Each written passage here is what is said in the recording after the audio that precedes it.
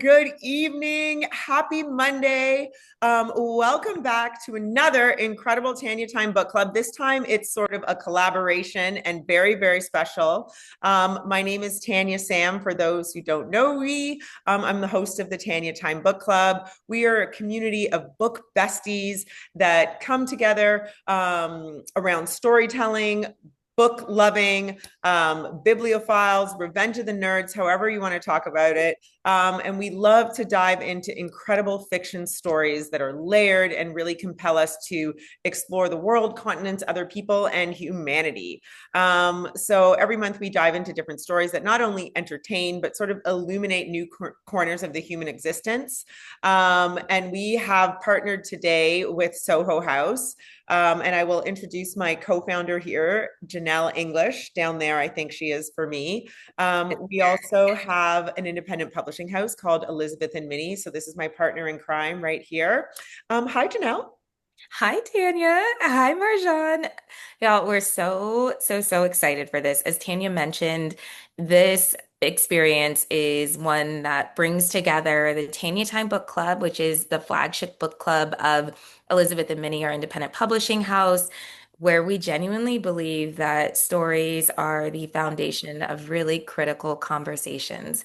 And that belief has carried forward into Soho House. So we have a number of our Soho House Book Club members on with us today. We have been reading and talking about this book as a Soho House community for the past month and a half, y'all. I think so. I'm like seeing everyone some head nods. So much so, Marjan, I have to say, you inspired us to go to a Persian restaurant midway through and like the food. We'll get into the descriptions of the food in this book. But you really did prompt not only great conversation, but a really fun outing for our community as well. So it is such a pleasure to have you here for our culminating book discussion. Tanya, do you want to go through just some ground rules before we dive in? I know we have some new folks with us today as well. Yes, a little bit of housekeeping, and then Jeanell will have you introduce Marjan. So our conversation with Marjan tonight will, Marjan, we will try to keep me honest. We'll keep you to about an hour. This is a full spoiler conversation. So either you've read the book or you're okay with knowing everything about the book. And I kind of tell people, listen, sometimes coming to a book club conversation like this is literally the Cliff's Notes. So you can take this whole conversation and be like, I read the book. Go to your next dinner party and talk all about Lion Women, the Lion Women of Tehran, however you want it, but just know that this is full spoilers. And we really want it to be an interactive conversation. So unlike when you go to Barnes and Nobles, we want this conversation to breathe between us.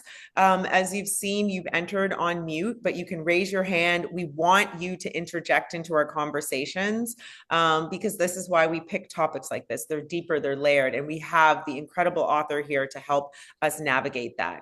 So that is number one. And number two, at the end, after Marjan leaves, we'll stay for a little debrief. We like to call it the after party. We can talk more about some themes that came up and or what you're reading. We kind of like go down the rabbit hole there. Secondly, we are also going to be doing a giveaway. So for those of you who are here now, we will take stock of this. You don't have to stay to the end. I know everyone has busy days, but we will give away copies of this book. Now, if you already have the book, what we would love for you to do is gift this incredible book to one of your book besties if you've already read it, but we'll mail you that hardcover copy. And I think that's all I have for housekeeping and rules. I'm going to hand it off to Marjan and let's start talking about this incredible book. I love it. Well, let's intro you, Marjan. We have to give you your flowers first. So, Marjan Kamali, incredible novelist, author. It is such a pleasure to have you here today. You are an Iranian American novelist, and a lot of your stories really explore themes of identity, of home, of friendship, and we'll dig into that a lot tonight, as well as resilience. Born in Turkey to Iranian parents, you spent most of your childhood across the globe, including Iran, Germany, Kenya. that's a separate conversation, but so it's so thoughtful with your words, and I think your global experience says a lot. You are the New York Times best-selling author of The Lion Women of Tehran. Congratulations. We are so so proud and also not surprised. As well as bestseller The Stationery Shop and bestseller Together Tea, which was a finalist for the Massachusetts Book Award, I believe. So, Marjan, such a pleasure to have you with us today. Thank you so much for being here. Thank you so much. Thank you to you both. Thank you, Tanya. It's so good to see you again. And Good thank to you, see you. Jeanell, Soho House. All of you have done so much, just lovely build up toward this book club. And it's an honor to join you. It's an absolute privilege to be able to talk about the book with you. And it's been quite a busy summer. Um, Somewhere along the paperback book tour, the New York Times bestseller list happened, and we were just all thrilled. And when I say we, it's a community. It's like myself and the readers, we're now a community, and it's very fulfilling.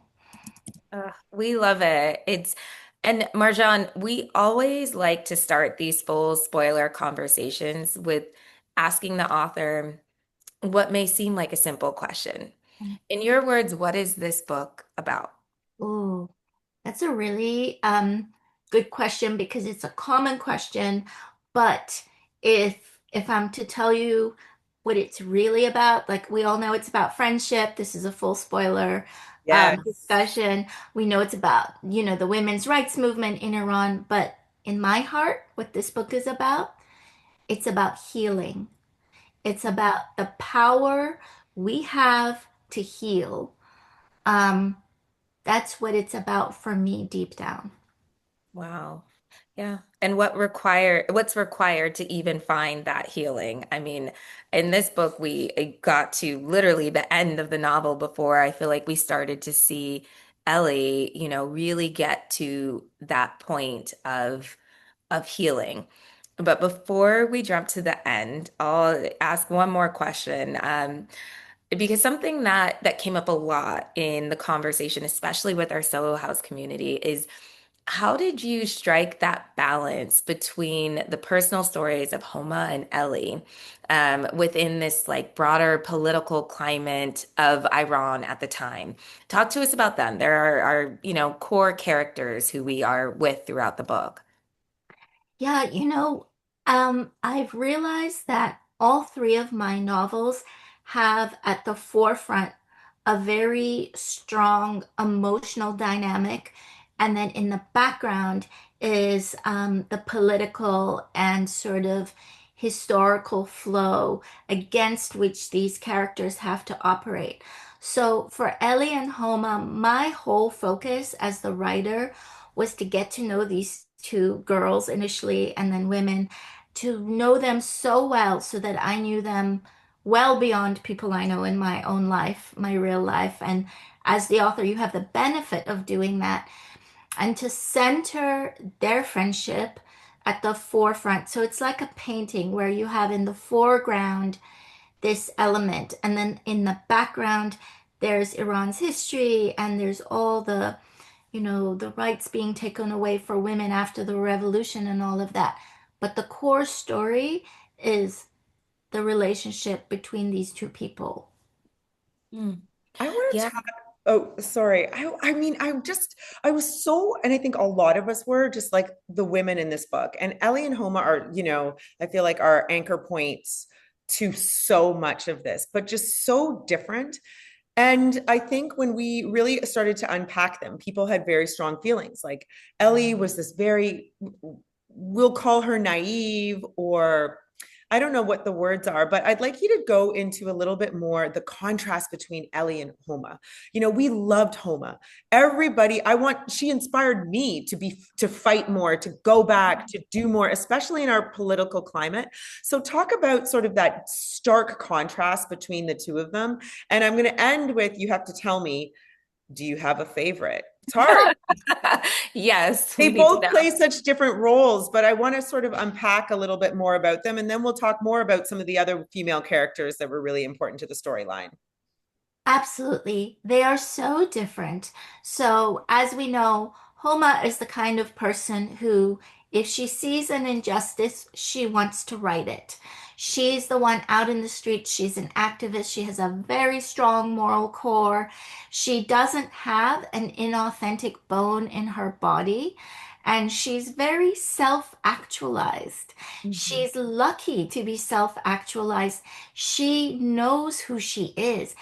Ellie, like you said, Tanya, she's very much in contrast to Homa. She's riddled with insecurity. She has a lot of self-doubt.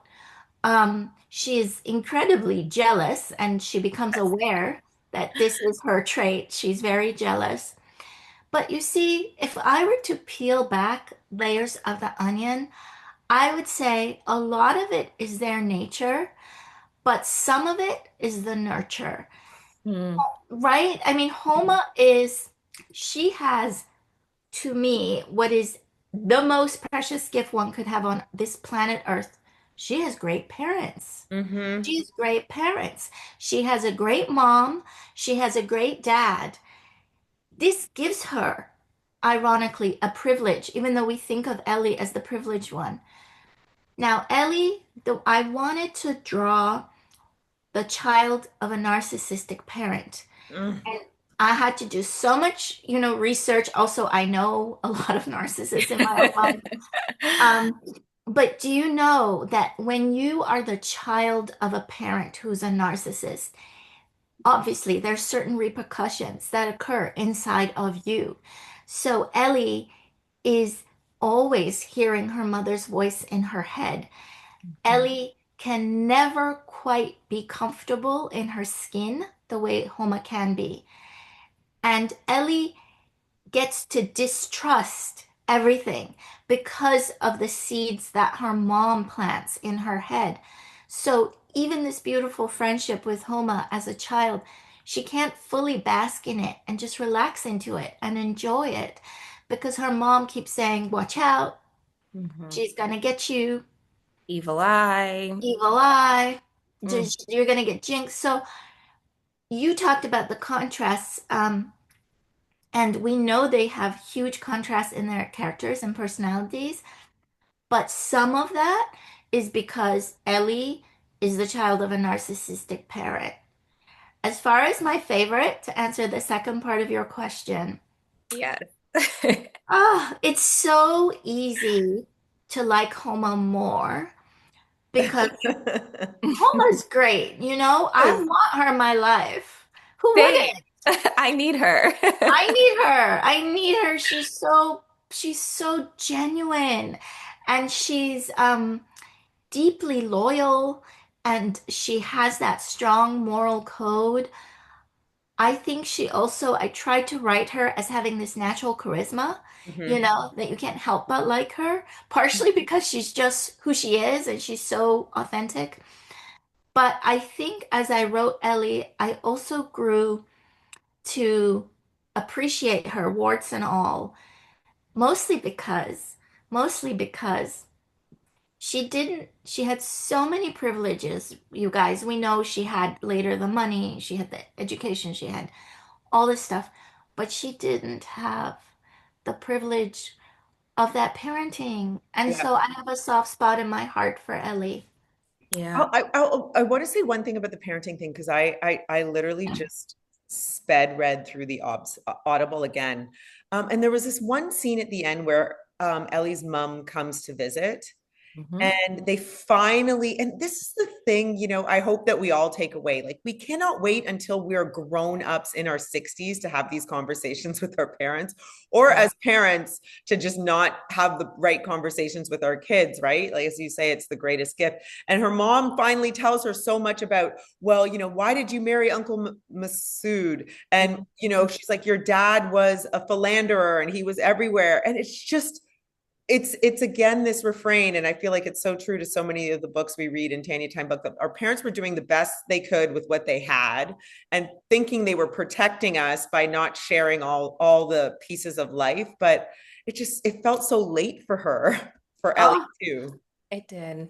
It honestly made us cry, Marjan. Like the Yeah. conversations.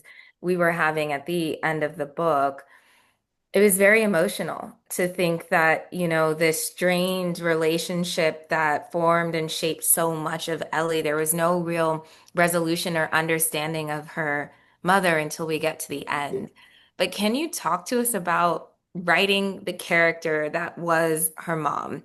I didn't see her as a narcissist. Now that you've named her, I'm like, Oh oh, yeah. I see it now. I felt weird calling her a narcissist. I was like, well, maybe she's just, I don't know what she was. But can you talk to us about Ellie's mother? Like, what was she like even before her husband? Like, did you do some development work on her before you even brought her into the story? I did. I did. You see, Ellie's mother is very complicated. And, it's interesting that you said you didn't see her as a narcissist because perhaps that's too simple a label to Mm. put on her. What she is she's the result of the time and place in which she lived. And she lived in a situation where she didn't have a lot of agency in that society.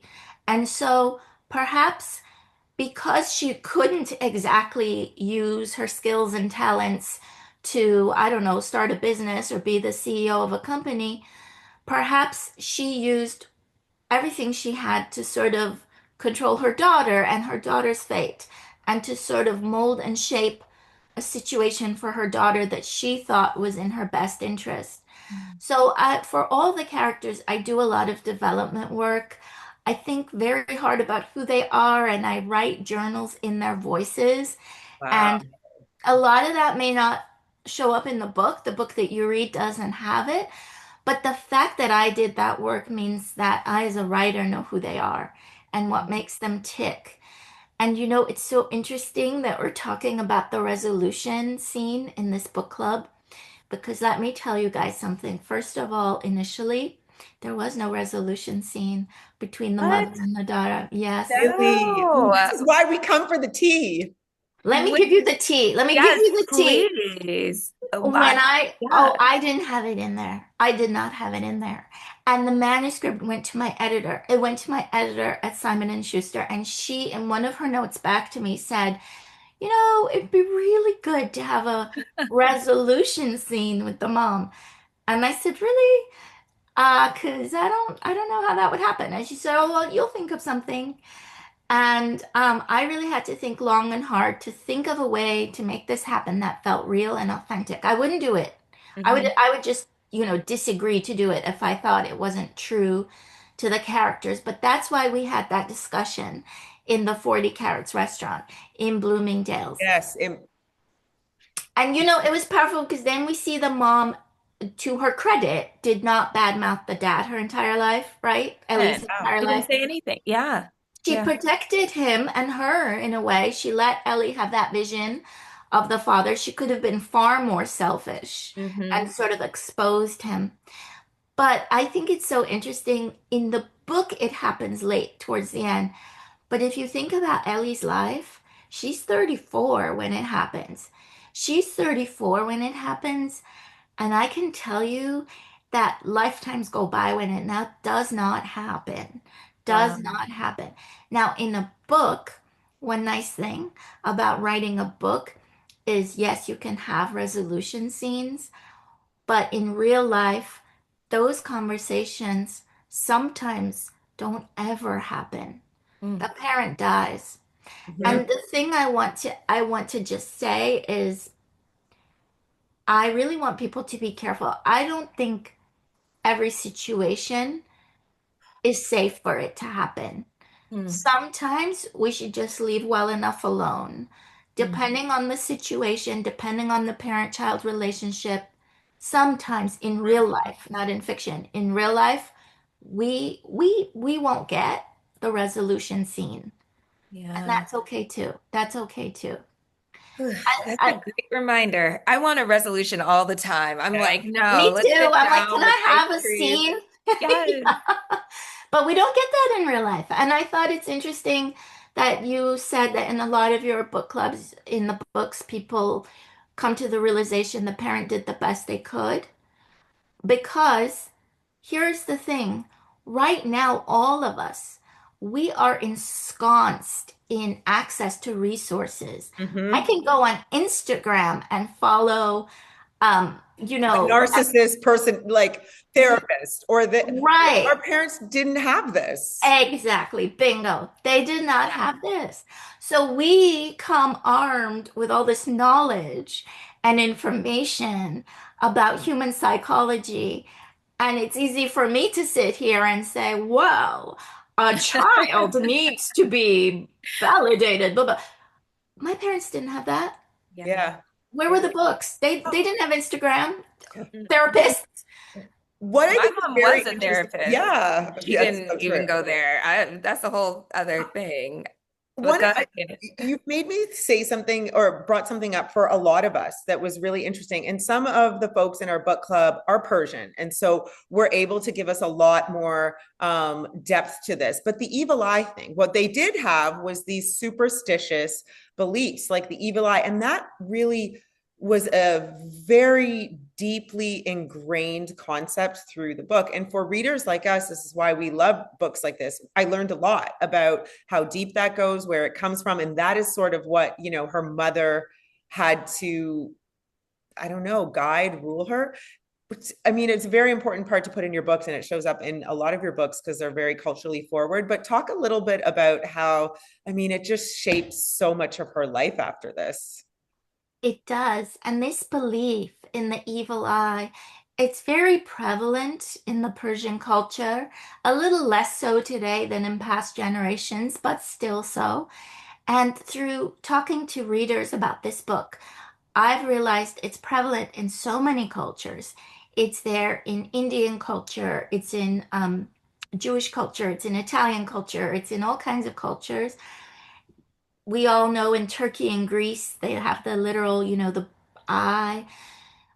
This superstition basically means that if you're perceived by others as too competent, too successful, too good looking, that they can be jealous of you and that their jealousy can harm you because their jealousy almost has an energy that can actually harm you.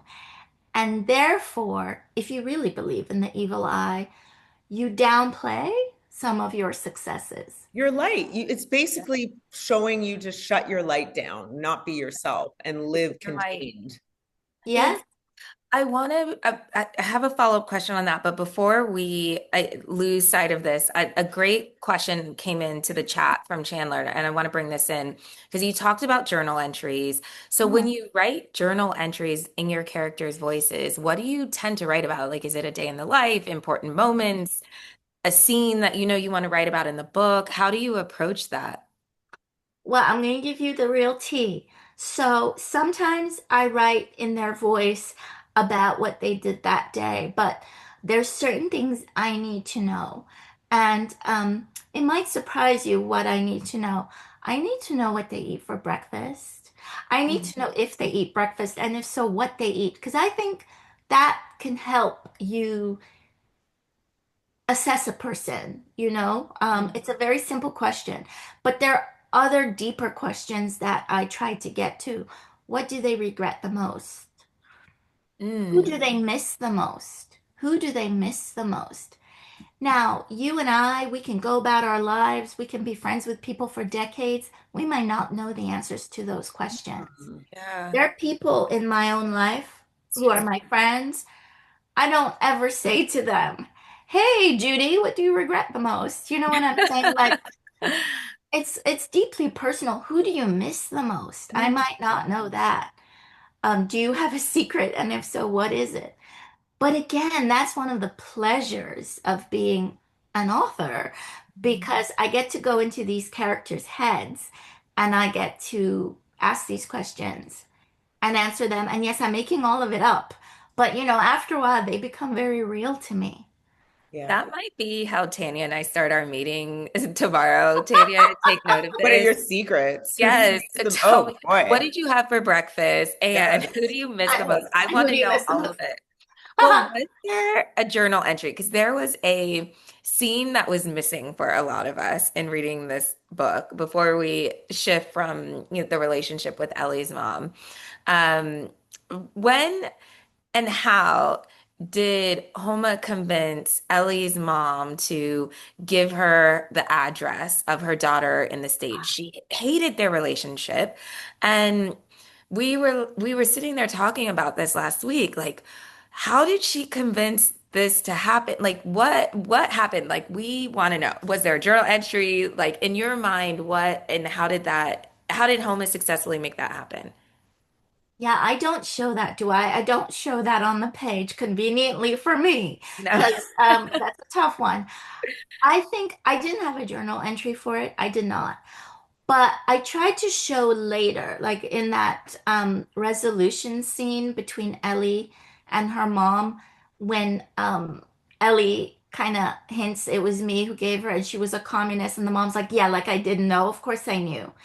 So I tried to show that the mom did know all along that Homa was a communist and obviously knew that she was arrested. She may or may not have known that Ellie gave her away. But in my head, and I know I didn't explain this on the page, I didn't like write it out, but in my own head, the way I justified it is that we know she does have a good side, like a soft side, and maybe she feels absolutely terrible that Homa was in prison, even if she doesn't know fully it was her daughter's fault, but just still the circumstances. So she gave Ellie's address. But yeah, Okay. I did cheat a bit, didn't I? Because I didn't write that out. I We did were not. just imagining the conversation, maybe Yeah. Ellie's mom with a tea, just staring at Homa with like disgust in her eyes. I don't know. Like, you could understand like how tense that might have been as a conversation, just knowing the history of that relationship. Yeah, you're very correct. Can I ask a And question beyond the page? Because we yeah. know that Ellie ends up taking in Homa's daughter, um, Bur Bahar. Bahar. Yeah. Beyond this, do you, and we know that she has a granddaughter. Do you think the mother, Ellie's mother, is now in their life and they're this blended family moving forward with this restaurant or all these things? That's what I wanted to hear that. Okay. So wait, your question is, did Ellie's mom like, Except because it's almost like her surrogate daughter, right? yeah, Do yeah, you think they yeah. were all happily blended no matter what, I think obviously Ellie's mom will later know that Ellie and Mehrdad have taken in Bahar. They've taken in Homa's daughter. It helps that she lives oceans away. hmm, So she's still in Iran. She never, in my mind, ever moves to the US. She stays in Iran and sort of, ends up living out her last days there. The fact that Ellie's mom is an ocean away, I think emboldens Ellie to do this. Not that she wouldn't have done it anyway, she would have done it because she and Mehrdad are convinced it's the right thing to do for a variety of reasons. But I'm sure it was easier to do knowing that they don't have her mom in their daily lives judging. right? Because And even at that point, every child eventually does get to liberate themselves a little bit from their overbearing parents' judgment. Some We capacity. we We hope. can hope. Yeah. We Yeah. can hope. It's Princess, I love your comment that you added. I love the idea that Ellie's mom had a soft side because she did initially love Homa's name. I Oh remember yeah. that scene early on, and she just, yeah, it was really special. A really, really special moment. You mentioned one of my favorite characters, Merdad, in your last result. We were wearing shirts like, I need a Merdad. Where does he Oh exist in my life? Love this and man. Like, Abdul. we didn't even yes. start about Abdul yet. Yes. Like, the book is called Lion Women of Tehran. And then you introduce some really incredible and also less incredible male characters. Can you talk to us about why they were so essential, and was it balance you were seeking to provide? Like what made you choose these specific characters? Because you could have gone a very different direction, especially with male female dynamics in these two relationships with Homa and Ellie. That's such a good question, and I made my men so fantastic on purpose. Because here's the thing. When you read about Middle Eastern men, or when you watch a movie from Hollywood, or when you watch a TV show, inevitably, the Middle Eastern man is a terrorist or a horrific person, or he's abusive. And we don't get a lot of narratives about the ones who are super gentle and supportive and kind. And here's the thing, I know them. They're in my family. I'm privileged to be married to one and to be the child of one. And so for me, I always felt this huge disconnect. I felt like every time I see an Iranian man portrayed, it's like this monster. And where are the ones who I know? Why can't we ever see them portrayed? So I went out of my way. Mehrdad was easy for me to write because he is very significant of a lot of the men um, that are, in my family. He's a different generation, but that kind of person. Abdul, I had to stretch myself because Abdul is from the village. He is conservative and he's super religious. Mhm. And that's not my background. And to be very honest with you, in Iran, there's a lot of snobbery when it comes to the village people who are religious. And, it's kind of like red state, blue state in the US, and condescension toward those kinds of people. And in my head, I was like, I'm going to write him and he is not going to be that stereotype. He's not going to be the stereotype of a, conservative man who is like kind of gross and just these terrible stereotypes. So I did it on purpose. It was entirely intentional. And you're getting a lot of love from our Oh, Iranian book club members who were like, yes, thank you for that. Like, thank there, you, that's Neda. Yes, I totally agree. Thank you. yeah, I had to turn my camera on for that. please. I know. I mean, we were all just in love with them both, but you also did give us a totally different image as well with the Colonel at one point too, who, oh my goodness, there was a lot of deep feelings about that man in particular, and a lot of curiosity because he ended up marrying, right, one of Ellie's friends, Ellie and Homa's friends from school, who was much younger and apparently had already come from some sort of means. And one of the questions that came up for us is, why did she even marry this man? If it wasn't for financials, like, what was the other kind of rationale that would drive a marriage like that at that time, other than for the plot, because it made sense. Yes, yes, it's so funny because so many things are like for the plot, but no, but there would be real reason because she does have financial means of her own, and Ellie reminds her of that. But there was so much pressure on women, A, to marry, period. Like, do it when you're young. Don't wait till you become all old and sour. And there are these terrible phrases we have in Persian that describe like a woman who didn't marry young and all this stuff. So there would be pressure for her to marry and to marry young. And then there was a bit of status associated with these men in the military, the colonel, Mhm. no, the general. I mean, we have it still today. Um, Even here in the US, it's as though it's beyond money. It's a Protection. And especially, I feel like when we get into the politics, I saw this as a family thing of like, you're going to be protected, even if you have money. Oh, yeah. I mean, even as a woman who came from a family that had money, you still had to get married and you had to ideally marry someone else with money, and status. Mm. This is, we're talking about the cities where I don't know if anyone's seen The Gilded Age, but Yes. Have we seen it? Pat, this is, don't get Tanya and I started. This will become a different conversation, Marjan. I'm so happy to have that conversation as But I see the well. parallels. You Yes. see Those what I'm status didn't saying? have Like a new choice. money, old money, and you have to be the right type, and we Hmm. can't associate with that. There's a lot of that. There was. I should correct myself. It's less like that. But we're talking about class issues, classism.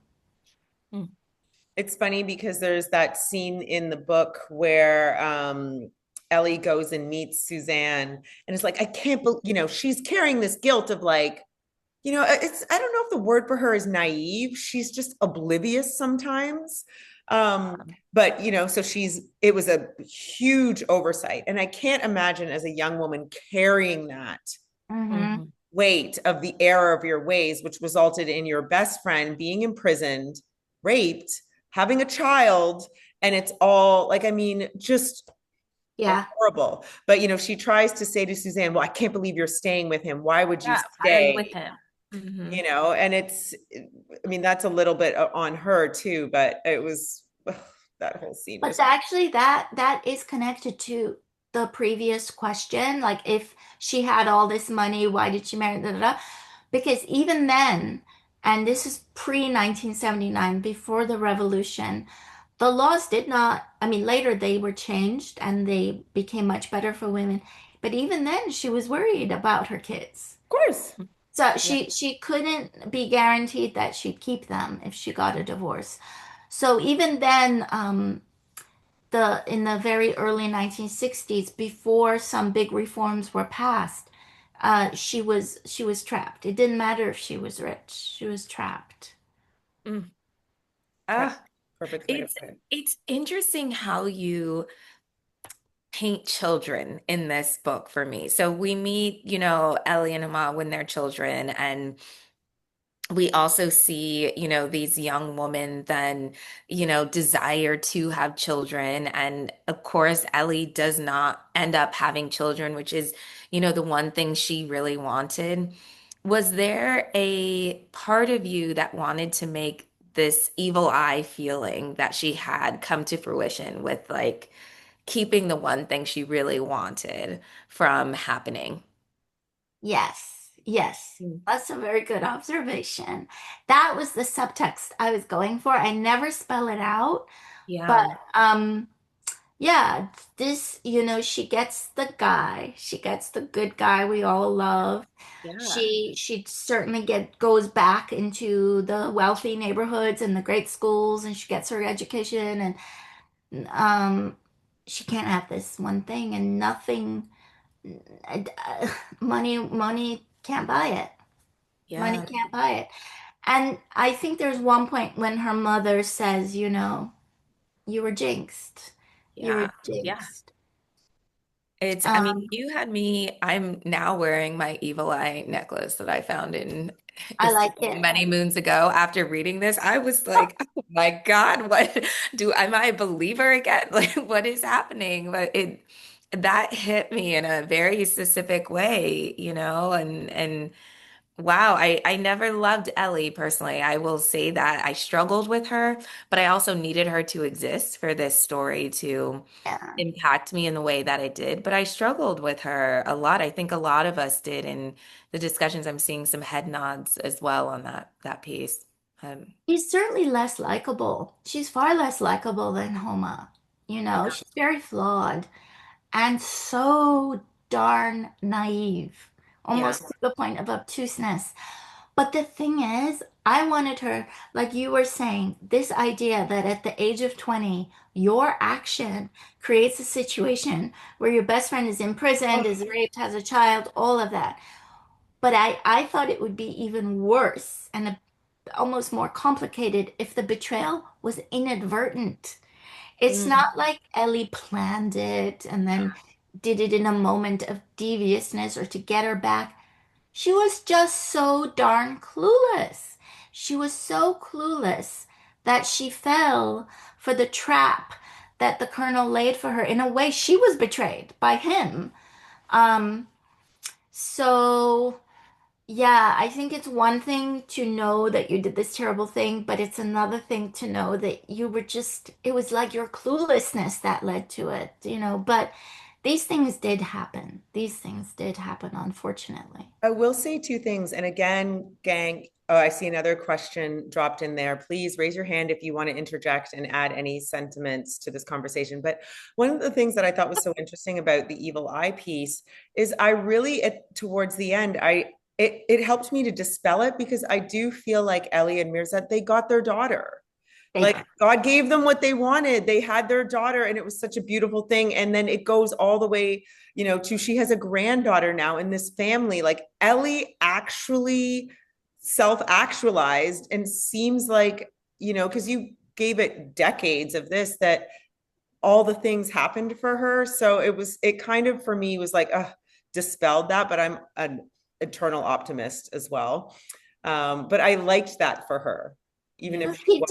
did, she did. Ultimately, she got the daughter, she got her family and her granddaughter. No joke.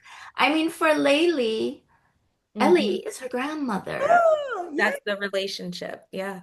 That's the relationship that she lives day in, day out. She got to see Laylee from the day she was born. And then when she was a toddler and then a kid and she gets that now. That's a joy for Yeah. her because that's what she wants. I'm not That's, saying everybody wants or should have that, but but that's what that's she what she wanted. wanted. Yeah. Um, Don't make us cry, I oh no, know. Marjan. wait, I'm going to make us cry. I Okay. will No. say. And then I want to get into the politics of this too. But the scene where Ellie and Homa had the come to Jesus of where she was like, I've been dying to tell you I was the one. And again, Homa comes back with, actually, I saved you again. I Mm. took this physical injustice because they wanted, I just was like, this woman. She constantly like saved Ellie. Like she was constantly protecting her friend. Like how yeah. See, now you did it, Tanya. Damn it. Okay, we ended up crying, you guys, and that's okay. That's okay because this is how life is. Yeah. This is how You life are is. correct. All along, Ellie feels so guilty. She thinks, here's what I did. It's so terrible. And then she finally gets to confess and tell Homa. And then Homa not only says, I forgive you, which already is very magnanimous of her. And then she doesn't even voluntarily say it. But then when she's pushed, she says, listen, girl, they Yeah. asked me for Yeah. your name and I didn't give it. Yeah. And I could have and been free. Now, in the Tanya Time and Soho House book club, may I give you a little other snippet? Yes. Yes, always. We love I have an aunt, and I don't talk about this too much because I think she follows me on Instagram and she would be mortified. But I have an aunt who was 20 when she was arrested for being a communist in Iran, and she was told to give the names of her cohorts, and she wouldn't. And they said to her, just give us the names. We will let you go. And she did it. Now she wasn't raped. Thankfully, that stuff didn't happen. But till the day he died, my father, who is her older brother. Oh, I just realized this is being recorded. Oops. I Okay. can No, edit this out. no, we no. can It's cut this okay. out. It's It's not a okay. big deal. For my But Okay. he was like, all you had to do was give the names, but she refused. So these things do happen. I Wow. have so Saint. many questions about this particular part. Please. Yes. Okay, number one, if, because I thought about this and I was like, if she would have given the names, you can't trust these people that have captured her and imprisoned her. So I think she was so wise not to do it because who knows, if she would have given the name, they could have all been in prison together, suffering the same fate. Two, I wonder about the popular girl who was going to do the translation. It's like she just narrowly escaped that. It was just like, okay. And then third, I joined a few minutes late, so I'm sorry if you covered this, but I'm wondering What drew Homa to Ellie initially? Because we talk about how great Homa is, and we talk about, Ellie for all of her flaws. What made Homa like interested in Ellie at all? That's true, because Ellie Great didn't even want question. to play with her from the beginning. That's so funny. Yeah. Yeah. That's a very good question. We all know what drew Ellie to Homa, and it's what draws everyone to Homa. But what would have drawn Homa to Ellie? First of all, I think if they hadn't become friends when they were 7, maybe they wouldn't have become friends later. Mhm. The fact is, they became friends when they were 7. And when they were 7, I think Homa's thought bubble was, I want someone to play hopscotch with. Like, it wasn't that deep. And this girl was funny and whatever. I know she wasn't all that great, but then I think she kind of liked that she loved food so much. And so they did bond over that. And I think for somebody like Homa, she didn't mind having, I don't want to say a project, but like, here's this girl and she's clearly a fish out of water. And Homa's the kind to be like, you know what, come. Mhm. That's who she is. Like, she's not gonna say, you're this snooty girl, I don't even want to talk to you. She was like, you know what, let me show you how we do things around here. Mhm. And they were 7, but I don't know if they would have become friends if they met when they were older. Mm. Huh.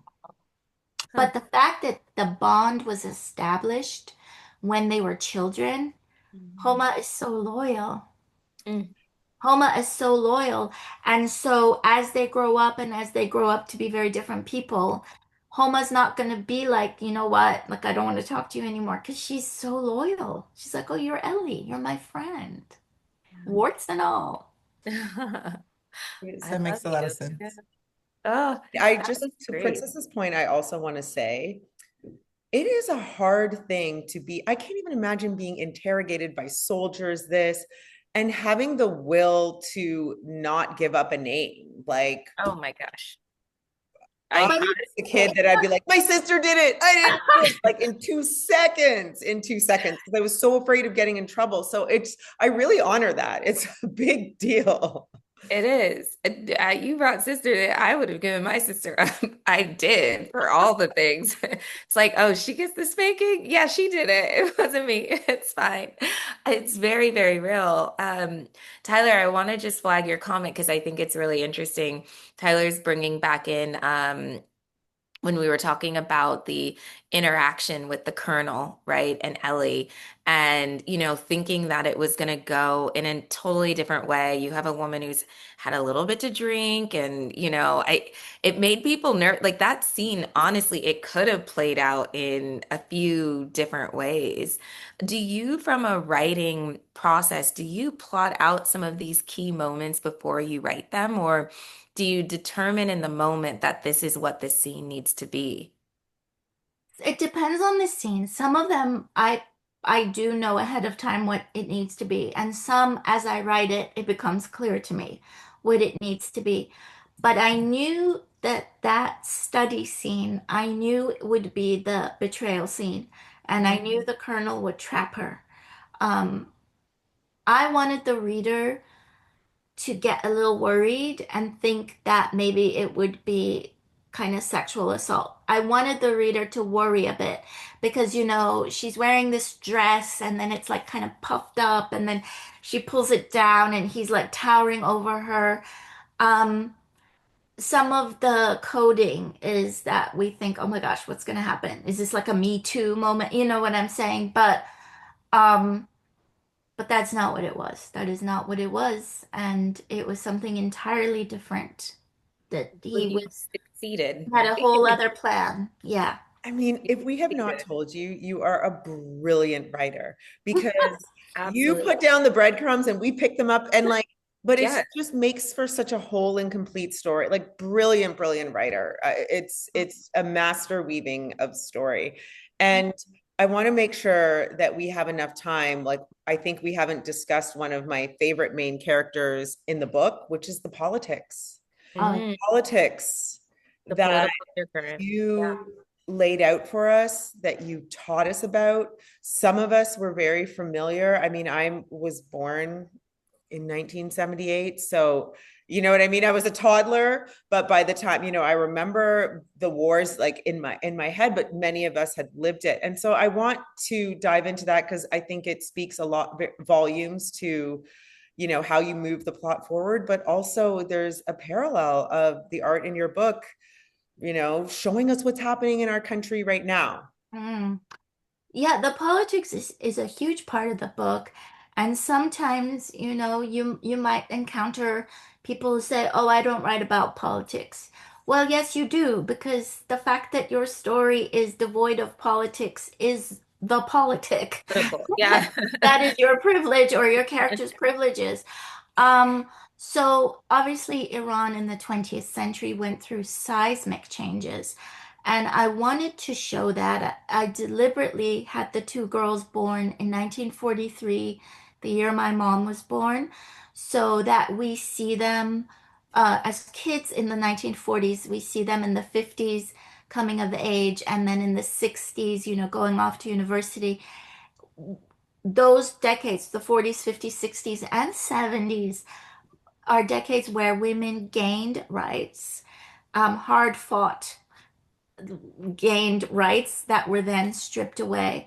It's funny because when I was writing this book, I was so involved in the history of Iran and what happened to women there. And I was focused on that. And I thought, well, I'm writing about this country, Iran, and I have a storyline in the US, but this is about there. Then the book came out. And in book signings and at book clubs and in at book events when I was on tour, people would come up to me and they would say, I'm worried. I'm worried about what's happening here.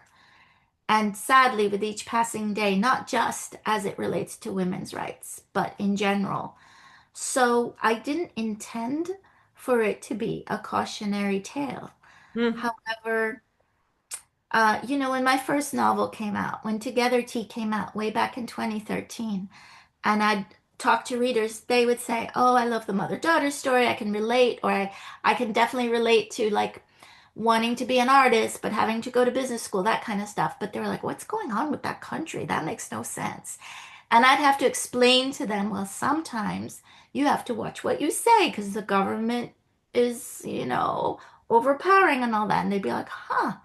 And now I feel so bad because no one asks me those questions anymore. Mm. They don't say, "Oh, Wow. I can't imagine." They're like, "Yeah, I get it now."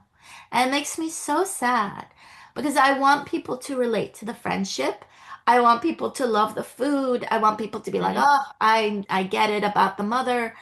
I don't want people to relate to the politics, but they are sometimes quite doing that, you know? And it makes me so sad because that's Well, not what I want. we loved the food, so at least you got that one out Yeah, of it. yeah. I do think, a question that came up for us, and I see Tyler, your hand raised too, and I know Netta has a question as well. Um, what do you think is important for Western readers, right? This is, the largest kind of book market, especially when it launches. What do you think is important for Western readers to know or have observed in this book that can help us accurately advocate for women in the climate that we're in now? What do you think was? I think the thing people need to know is that nothing is guaranteed and no country is immune. So when the rights for women started to fall away in Iran, no one thought it could happen there. No one thought it could happen there. I remember my mom and my aunts talking about the possibility and thinking, but we're the most progressive country in the Middle East. We're actually the most westernized one. At that time, they were no longer. So anything can happen at any time, anywhere. It's just that we like to think that, our rights are guaranteed, but freedom is very fragile. I guess that's the Mm. unfortunate political message I want people to take. But the overall message I want people to take is that we heal. We do heal. Homa, the trauma that happens to Homa happens at a time when she doesn't have access to therapy or resources or medication. She digs deep inside herself, Mm-hmm. as women have done Mm-hmm. for millennia. Do you know what I'm saying? So I want people to take that away, and I want people to take away the power of these human connections, these human bonds. And if I were to get a little political again, as far as the people of this book and the country it takes place in, I can't believe I still have to say this, but I do clearly because it just look at our world. Human beings are human beings everywhere. It's not like, the people over there don't have the same desires, the same hopes, the same sadness. It's Mm-hmm. not like it's not sad when one of their loved one dies. Yeah. It's, it's like Yeah. they are humans, they are people. And sometimes I think over here we tend to sort of dismiss them as just this big blob of, Mhm. faceless.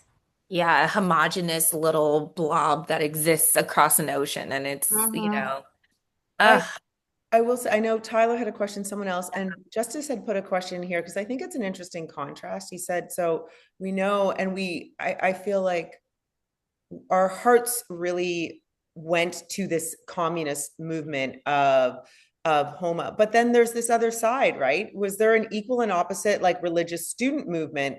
And that part wasn't explored. We knew it was there, but I mean, it's this existence of like these dualities of beliefs. And what did the opposite side look like? Why was this so important to them to bring back into culture? Because I don't know that part of the history.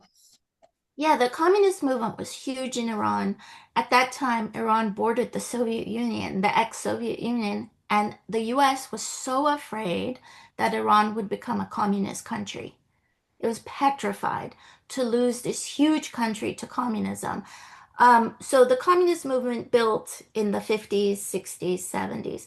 The religious movement also built, mostly in the 60s and 70s, this growing religious movement where especially the young were turning to religion and tradition. And it was kind of like, you know, um, let's go back to traditional lifestyles. Oh my God, just hearing you say, let's go back I'm to, triggered I'm now. triggered. I can't I'm so sorry, but it was But no, but literally it's, that. this is It was why the book. literally, it was kind of like make Iran great again. It was like make Iran back to our roots. We're not Western, back to our religious roots, traditional roots, and that there was a growing religious movement, which culminated in the Ayatollah Khomeini as the leader. He was revered by this religious movement. And to overthrow the monarchy, guess what? The religious movement and the communist movement ended up forming an alliance, and that's how it occurred.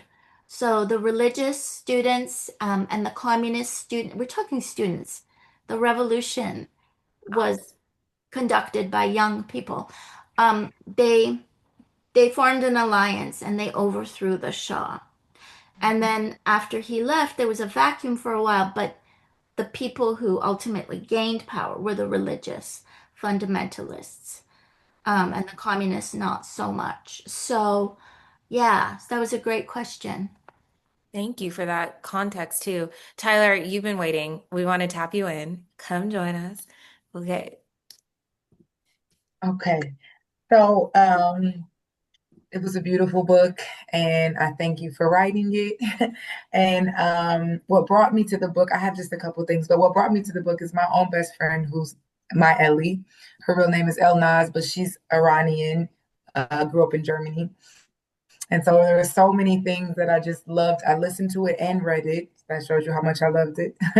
And like listening to the words, it just was beautiful. But there were two things that I ranted to my husband about. I finished the book today and that I ranted to my husband about this morning. And one of the things we were just discussing at the, I guess, more at the part where they, it's over, the shies ran out and all of those things. What like kept coming through to me was the country was better with the Shah, but women were still not equal. Was it worth what happened after? And so I just was like, where do you go? Do you just be okay with knowing that your children would go to the father if you got a divorce? Do you just live with that because what could happen could be worse? Or do you fight and just hope for the best? I mean, you know what I mean? That's what it was like hanging over my head. What would I have done? What should they have done? Should they not? I just went back and forth.